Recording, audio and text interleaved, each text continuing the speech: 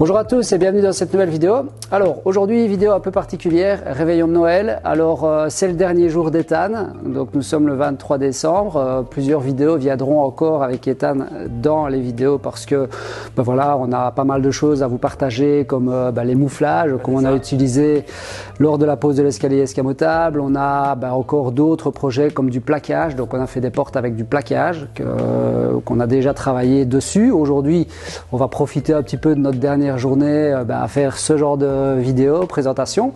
Pas mal de personnes avaient demandé à avoir un témoignage d'Ethan, donc je vais lui poser quelques questions concernant son stage, son parcours, l'envie de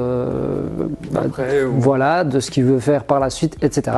Et c'était aussi l'occasion pour moi de vous offrir des cadeaux. Donc ici, comme vous le savez, c'est un secret pour personne. J'ai un partenariat avec Festool depuis quasiment le début de l'ouverture de la chaîne et c'est une énorme chance pour moi de pouvoir justement vous offrir des cadeaux. Donc j'ai des coupes pizza à vous offrir, j'ai des thermos à vous offrir, j'ai des t-shirts, des casquettes, des mètres. Il y a aussi les petites boîtes pour ranger les cartes de visite ainsi que un couteau suisse estampillé Festool et alors un gabarit de forme. Mais tout ça, ça viendra plus tard. Ça sera probablement lors d'un live. Donc on va faire un live entre les fêtes de Noël, entre les fêtes de fin d'année. Et donc je vous reparlerai de tout ça et je pourrai vous offrir tous ces cadeaux. Donc je vous invite déjà à être vigilant au prochain live puisque tous ces cadeaux seront offerts donc lors de ce fameux live. N'hésitez pas d'ailleurs peut-être à mettre dans les commentaires quelle date vous conviendrait le mieux. Voilà, donc ça c'était pour l'introduction de la vidéo. Donc aujourd'hui, tout simplement, témoignage d'Ethan à la fin de son stage.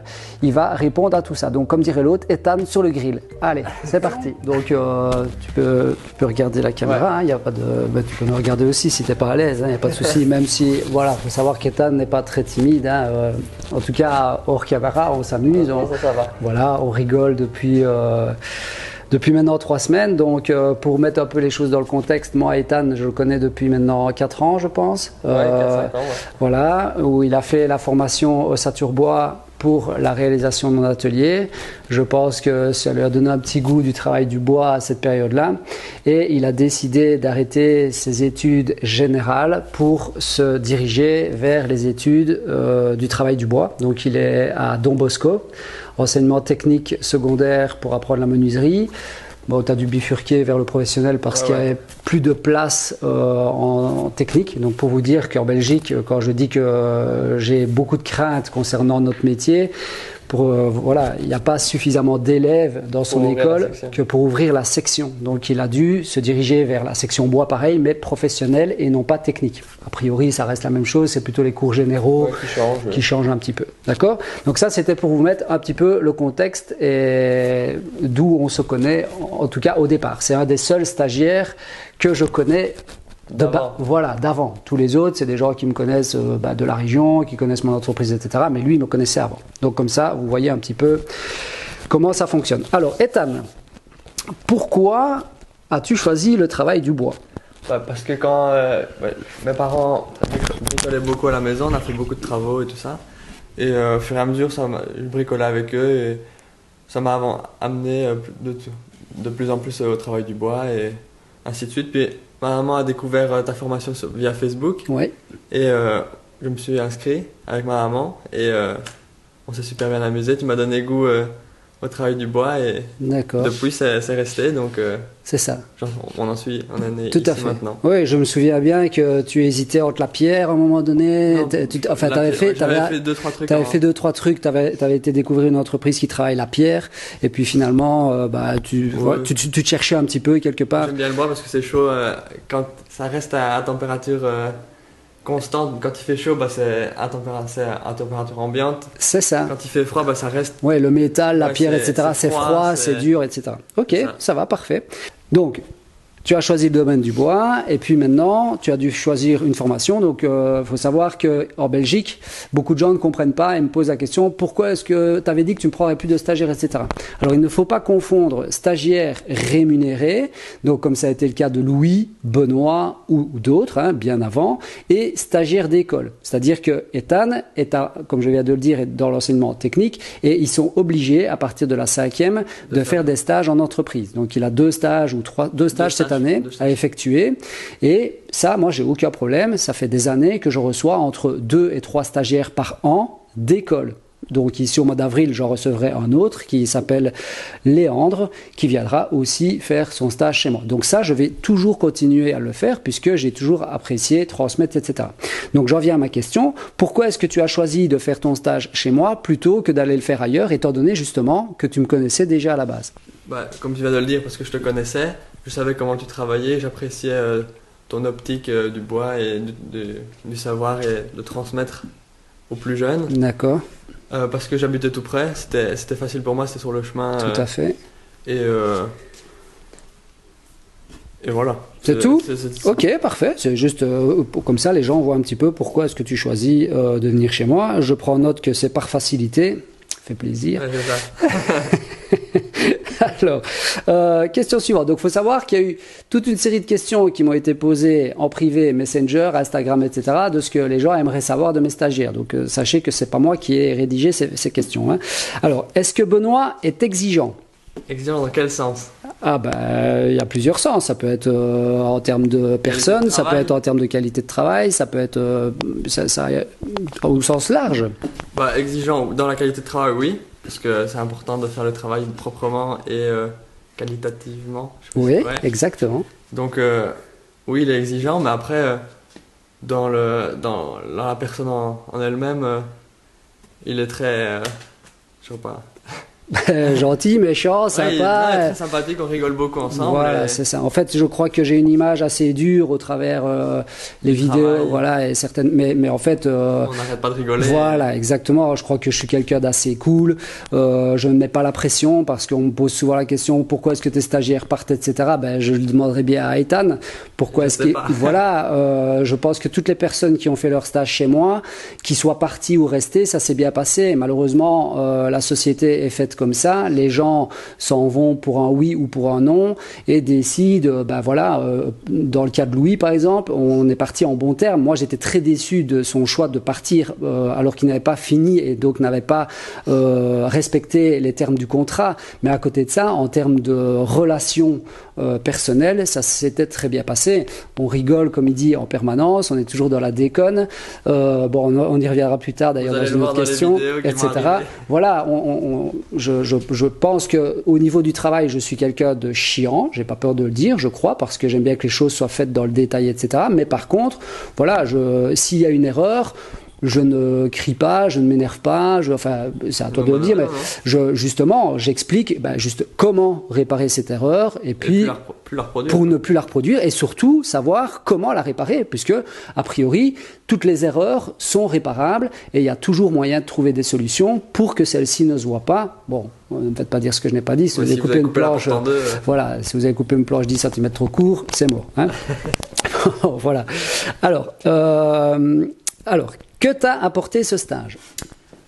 Plus d'expérience, plus large vision sur les chantiers et les possibilités qu'on a dans le domaine du bois. C'est ça. Oui, parce que tu as vu aussi bien du panneau, maintenant là tu as vu un petit peu du plaquage, tu n'avais jamais vu. Massif. Voilà, le massif, la pose sur chantier, les choses compliquées et simples. Ok, donc ça c'était dans un premier temps. Et donc j'en viens à la deuxième question, puisque tu as sauté dessus entre guillemets, c'est est-ce qu'on est tout le temps en atelier? Non. On fait le travail en atelier, puis on va le placer. C'est ça. Donc non, on n'est pas tout le temps en atelier. Voilà, on a une partie de fabrication en atelier toujours, et en effet, la chance que tu as eue, et comme la plupart des stagiaires qui sont venus chez moi, ben, il a vu aussi du chantier, donc il a vu que ce qu'on fabriquait, comment est-ce que ça se met concrètement sur chantier. C'est un petit peu ce que je reproche justement dans les écoles, c'est que vous voyez beaucoup comment fabriquer, c'est un petit peu ce que tu m'avais dit, voilà. Ils voient beaucoup comment faire les choses, mais dans la pratique, malheureusement, étant donné qu'ils ne posent pas, ben, il y a un manquement au niveau des quincailleries, etc., puisque justement, ben, ils ont fabriqué l'objet, mais ils n'ont pas dû mettre la quincaillerie qui va avec. Donc, vous avez fait maintenant? Ouais. Ah, ok, nickel. Donc parfait, je n'ai rien dit. Mais ça leur permet justement de voir comment on pose sur chantier une porte, etc., dans des conditions réelles, donc où les murs ne sont pas toujours parfaitement d'équerre, parfaitement les sols parfaitement droits, etc. Alors, est-ce que Benoît, non, donc ça t'as répondu. Est-ce que Benoît parle autant qu'en vidéo? Oui. Oui. Oh, je suis pas bavard. Non, bah non. Voilà, pas du tout. Alors, joue-t-il un rôle en vidéo? Non, pas du tout. Alors non, là, pas du tout. Voilà. Il est en vidéo comme il est avec moi. C'est ça. Donc beaucoup de gens, je crois, pensent que bah, je fais, puisqu'on m'a beaucoup reproché du bashing ou de vouloir faire le buzz ou autre. En fait, je crois que je suis totalement nature. Voilà, je suis pas du tout comme ça. C'est vraiment ma manière d'être. Donc on rigole en permanence, sur tout et n'importe quoi. Et c'était tout l'intérêt de vous partager finalement dans les vidéos cet échange naturel entre nous. Donc quand on blague, quand on rigole, quand on dit des vannes, qu'on se vanne entre nous ou qu'on parle de notre vie, c'est-à-dire qu'on parle des fois de vidéos d'un et d'autre parce que bah, dans l'atelier on parle de ce qu'il a pu voir dans une vidéo et c'est ce qui s'est fait avec tous les stagiaires. Et je trouve ça bien plus intéressant et bien plus amusant finalement de partager tous ces moments d'atelier et de vie d'atelier que de vouloir masquer ou occulter des parties justement de ces vies de chantier qui sont bien plus amusantes que dire oui non ça va couper au montage. Voilà. Donc je crois que toutes les personnes qui m'ont rencontré ici sur place, puisqu'il a vu qu'il y a des gens qui viennent me rendre visite et qui viennent me dire bonjour, etc. Je suis totalement naturel. Donc je peux juste vous dire que ça fait de temps en temps un peu mal de lire que je suis quelqu'un de méchant ou quelqu'un de violent dans mes paroles, etc. Parce que je crois que c'est pas du tout le cas. Enfin, je pense, mais de nouveau, c'est pas à moi d'en juger, mais ça fait plaisir quand même de l'entendre de quelqu'un d'autre. Voilà. Alors, comment se sont passées tes 3 semaines de stage? Très bien, très bien. On s'est amusé tous les jours, on a fait des choses différentes tous les jours. C'est ça. Et on a vu tout un panel de choses. C'est ça qui est important. C'est que, enfin, pour moi, quand les stagiaires viennent, c'est justement qu'ils puissent voir toute une série de choses. Au départ, je fais toujours faire un projet, que ce soit pour l'atelier. Voilà, ici en l'occurrence, les 2 compas. Ça me permet de les jauger. Et puis alors, en fonction justement de cette jauge qui me permet de voir où je peux les emmener ou pas, je leur délègue du travail pour chantier. Voilà, comme ici en l'occurrence, c'est lui qui a posé une porte complète chez les clients, la porte du WC, vous l'avez vu. Hein. Et puis d'autres, des fois c'est un peu moins, d'autres c'est peut-être un peu plus, etc.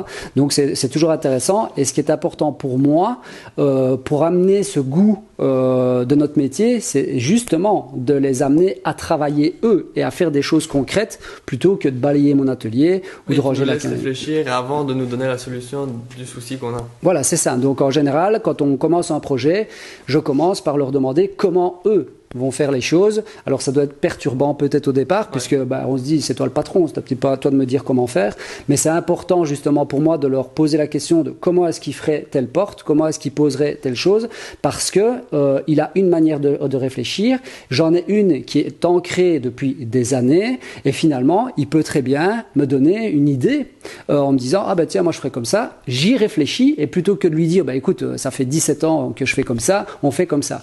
Non, j'y réfléchis. Et puis, ça ira mieux, ça ira moins bien. Voilà, exactement, comme l'histoire de l'escalier. Hein. Au départ, moi, je m'en foutais d'aller avec un mouflage, etc. On est parti.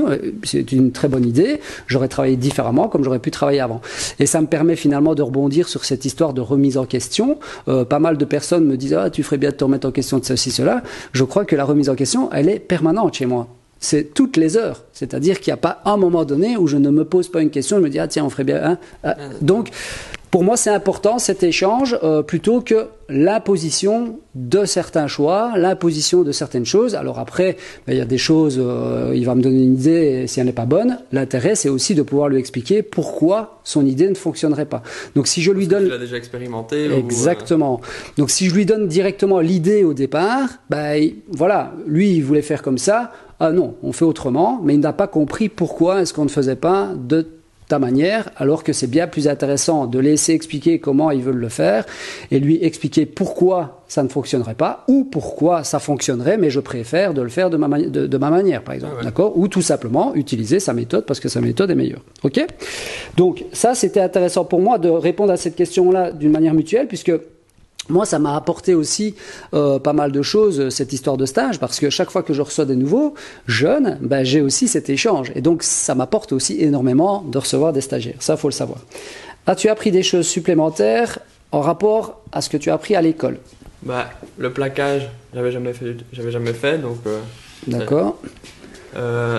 D'autres techniques aux machines, oui, qu'on n'applique pas forcément à l'école et qu'on a appliqué ici.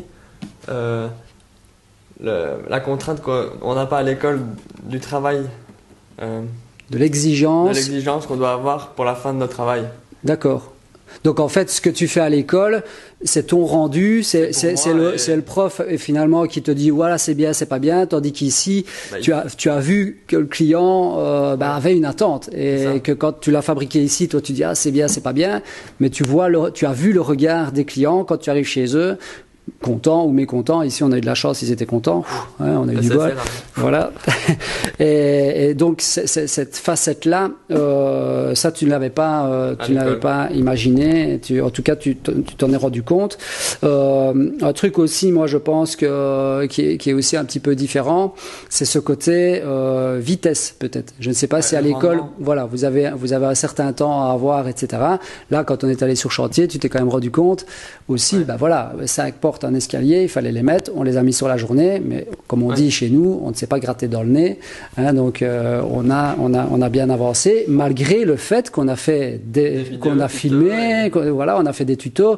Je trouvais que la vidéo était tellement sympa, avec nos échanges un peu marrants, etc., et que je n'ai pas fait ces tutos pause porte. En tout cas, je les ai mis en bride, mais j'avais carrément filmé. Donc, il faut savoir que j'ai pris à chaque fois, en plus de la pause, le temps d'expliquer comment on mettait ceci, le laser. Alors, sachez que j'ai encore 7 portes, même 8 portes à installer chez ces clients-là, dont 2 doubles portes. Si ça vous intéresse vraiment que j'explique comment on pose une porte intérieure, je le ferai parce que j'ai encore cette possibilité-là. Si vous voulez voir comment on pose une porte sur dormant, je le ferai. N'hésitez pas de nouveau à le mettre dans les commentaires. Mais là, je trouvais que la vidéo était vraiment trop sympa que pour m'amuser à tout couper à chaque fois. Il y avait déjà quelques coupures, mais voilà, c'était bien. Ok. Quelle est la réalisation dont tu es le plus fier? Donc aussi bien à l'atelier qu'en dehors de l'atelier. Ici, le compas qu'on a fait avec l'arasement en courbe. Oui. J'ai fait un meuble à l'école dont je suis particulièrement content. Ok. Après avoir fait la formation ici. Ok. Ah oui, les fermes de charpente, les toitures, etc. Oui, c'est ça. Chouette.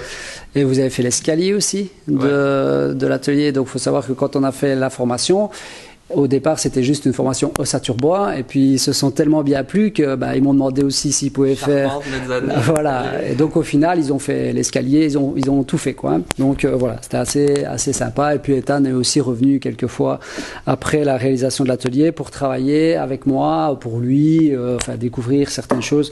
Donc c'est quelqu'un qui est assez attiré par le domaine, ce qui est très bien. D'accord. Alors le meuble que tu as fait, qu'est-ce que c'est comme style de meuble? Parce que nous on n'a pas les images, ou alors il faudra que tu me donnes une photo histoire que je la mette. Allez, ok, nickel. Alors, ce qui t'a le plus marqué lors du stage?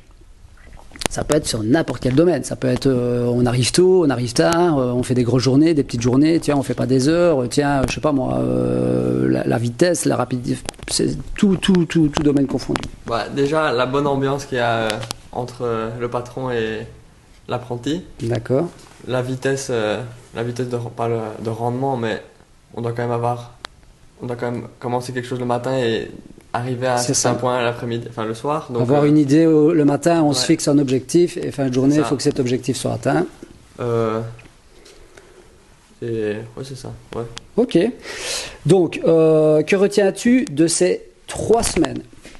Donc, en général, par rapport, chantier, atelier, est-ce qu'il y a des détails qui t'ont le plus marqué, je sais pas moi, au niveau technique que tu n'avais pas pensé avant et puis que maintenant tu vas pouvoir mettre en œuvre sur certaines machines, parce qu'on a aussi fait le tour de toutes les machines finalement, hein, on a aussi pris le temps de te faire un rappel sur certaines machines.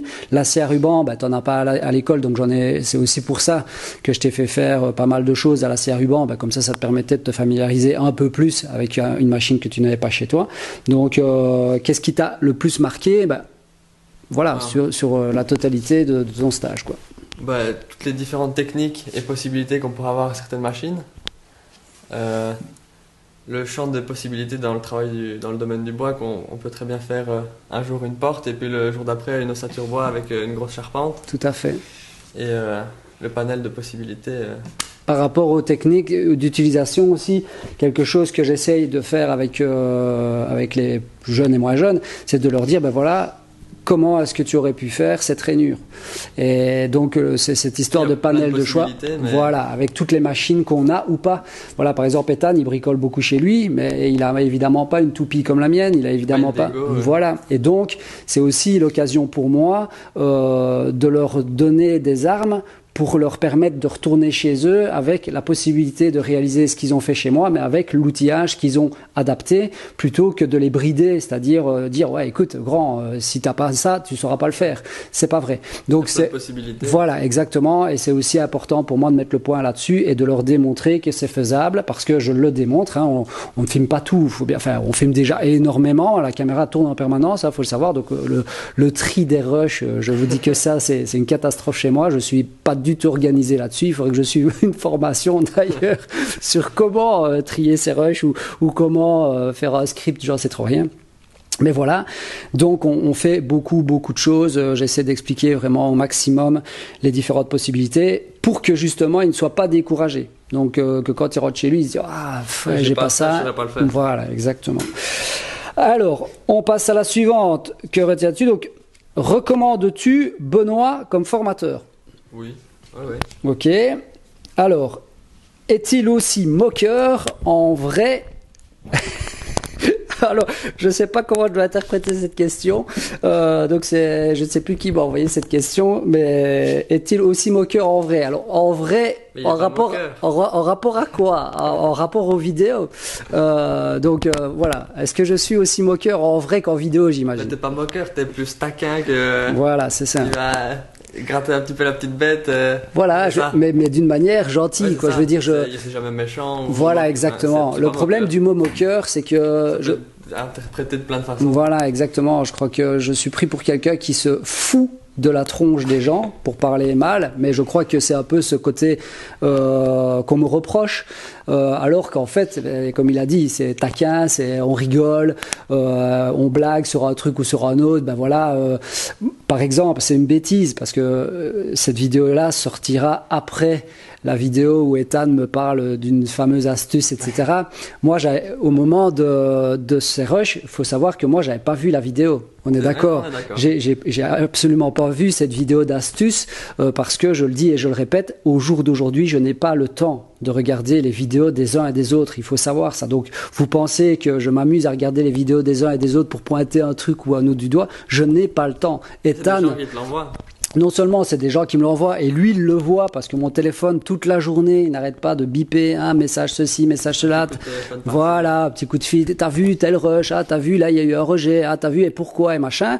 Moi je n'ai pas le temps, lui connaît ma vie, je me lève, il est 4h du matin, il part, je suis toujours dans l'atelier, je fais mes montages vidéo de ce qu'on a vu la veille, lui il le voit sortir le lendemain, donc faut savoir que quand j'ai fini ma journée, je suis sur l'ordinateur à faire du montage vidéo de ce qu'on a fait, et donc dans une journée c'est quasiment impossible voilà, pour moi, de commencer à regarder les vidéos des uns et des autres. Donc ce côté moqueur, je l'assume totalement parce que, comme il le dit, je suis taquin, j'adore rigoler, mais à contrario, je n'ai aucun problème à ce qu'on se moque de moi. Ah non, ça, il faut, parce que sinon, voilà. ça n'a aucun sens. Et Tan est le premier à me titiller et le premier à me faire des blagues, etc. Moi, ça me fait marrer. Donc, le jour où vous verrez quelqu'un qui fait une parodie de moi, etc., mais je serai le premier à me marrer, peu importe ce qu'on parodie. Et pour tout vous dire, moi, j'ai une faute de langage, ou plutôt j'en ai beaucoup, mais ce côté parfait, c'est marrant, mais j'ai toujours ce mot, attention, ça doit être parfaitement décalé, attention, ça doit être parfaitement droit, etc. Et même Louis, à un moment donné, bon, c'est parce que, à mon avis, il n'a pas osé le faire étant donné qu'il avait quitté et que ça s'était pas passé, on va dire, top sur la fin, mais a voulu faire une vidéo, Benoît, l'homme parfaitement parfait.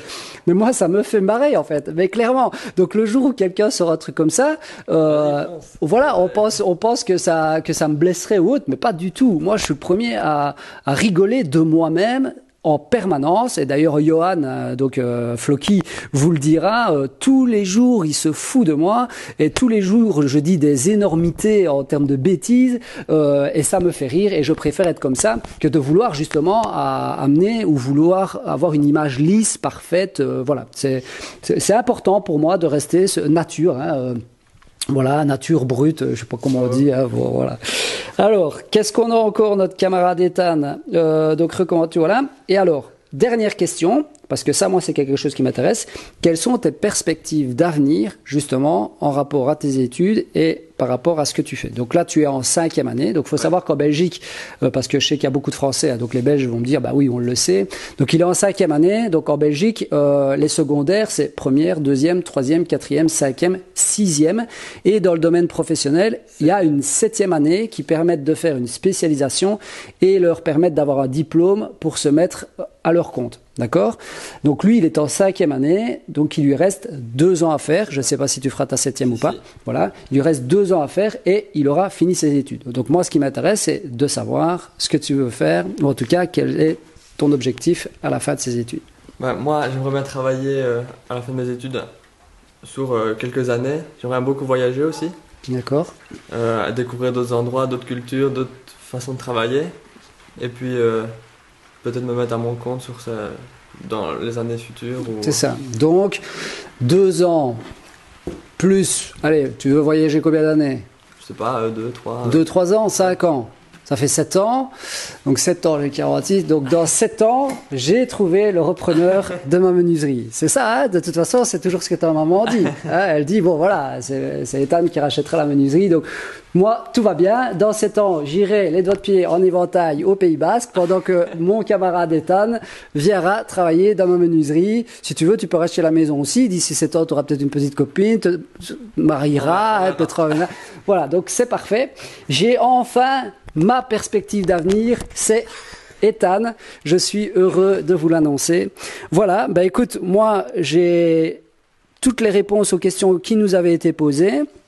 Je suis content de voir que tu as vraiment pas mal d'idées, ce côté voyage, découvrir d'autres cultures et d'autres manières de faire aussi, c'est très important parce que chez nous, on a une manière de travailler et dans d'autres pays, on a d'autres manières de travailler d'une part, mais aussi d'autres techniques et d'autres traditions par rapport à notre travail, d'accord? Parce que faut savoir que ce qu'on vous partage, c'est très bien, mais aux États-Unis, on travaille différemment, en Grande-Bretagne, on va travailler aussi différemment, etc.